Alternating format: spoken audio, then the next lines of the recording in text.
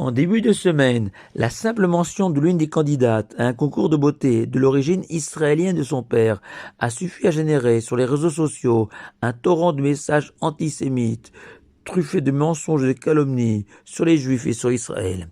Et avant de poursuivre, je voudrais ouvrir une parenthèse pour m'étonner de la tenue encore en 2020 de ce genre de concours de beauté où les jeunes filles sont sélectionnées sur des critères physiques, défilant telles des bêtes de foire, et ce à l'époque de MeToo, et surtout de leur revendication légitime des femmes à l'égalité des sexes, avec un ministère préposé aux droits des femmes. Et ce, sans parler du point de vue de la Torah, qui affirme que ces concours de beauté affectent la sainteté du peuple juif, sa kedusha, la pureté de son âme, la base de tout le judaïsme. Mais revenons à ces messages et à leur dangerosité qui participent à la délégitimisation du peuple juif et son droit à l'existence, ouvrant la porte à toutes les violences et les exactions contre les juifs. Comme l'avait écrit un journaliste québécois, si Internet a beaucoup à offrir à qui sait ce qu'il y cherche, le même Internet est tout aussi capable de compléter l'abrutissement de ceux qui y naviguent sans boussole.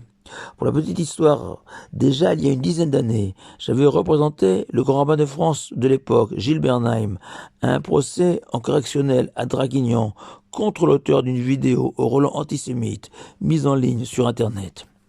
Et au-delà de notre devoir de nous défendre et nous protéger contre tous les antisémites, notre paracha de Vaïgash nous révèle que le problème de la haine des enfants d'Israël se posait déjà il y a près de 4000 ans, du temps de Joseph et de ses frères. En effet, la Torah raconte que Joseph, devenu vice-roi d'Égypte, avait eu l'intelligence d'accumuler des réserves de blé pendant les 7 années d'abondance. Puis, lors des années de famine qui ont suivi, Joseph a profité de cette période pour obliger les Égyptiens affamés à vendre leurs terres au pharaon et en devenir des métayers en l'échange de nourriture. Puis, dans un deuxième temps, Joseph a effectué le transfert de la population égyptienne d'un bout du pays à l'autre. Et le Bechor Shor explique ces transferts comme un moyen de protéger le pharaon de possibles revendications futures des métayers de retrouver leur propriété. Le natif de Vologine justifie lui ces mouvements de population par le désir de Joseph de libérer entièrement la région de Goshen et la réserver pour ses frères et leurs descendants.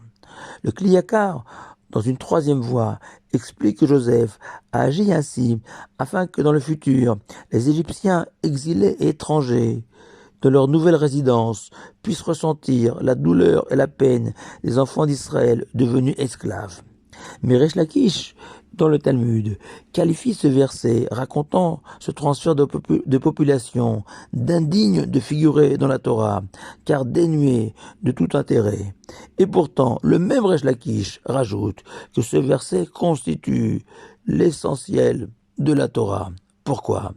Car Joseph avait perçu, aux aurores de l'histoire de son peuple, l'antisémitisme dont seraient victimes les Juifs pendant des millénaires, dont l'accusation principale repose sur leur supposée duplicité, déchirée entre leur foi et leur patrie, éternels étrangers de leur pays, même au bout de plusieurs générations.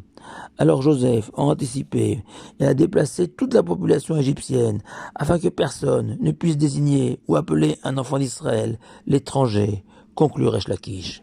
Et n'oublions pas, pour poursuivre le parallèle avec les situations que nous avons vécues tant de fois dans notre passé, que Joseph avait sauvé l'Égypte d'une faillite certaine grâce à son génie, et que c'était à la demande express de Pharaon que Jacob et ses enfants sont descendus en Égypte, car Pharaon, comme tant de rois au cours de l'histoire, ont supplié les Juifs de s'installer dans leur pays pour participer à son développement et à sa prospérité, et que quelques générations plus tard, ces mêmes rois ou leurs successeurs ont opprimé les Juifs, les ont chassés comme les enfants d'Israël en Égypte.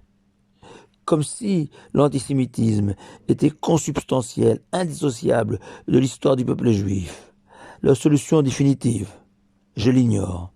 Mais ce que je sais, c'est que Dieu tient toutes ses promesses, notamment celle de ne jamais abandonner les descendants d'Abraham, Yitzhak et Yaakov, jusqu'au terme de l'histoire, et ce, aux grandes dames de tous les antisémites de la terre. Shabbat Shalom à vous tous.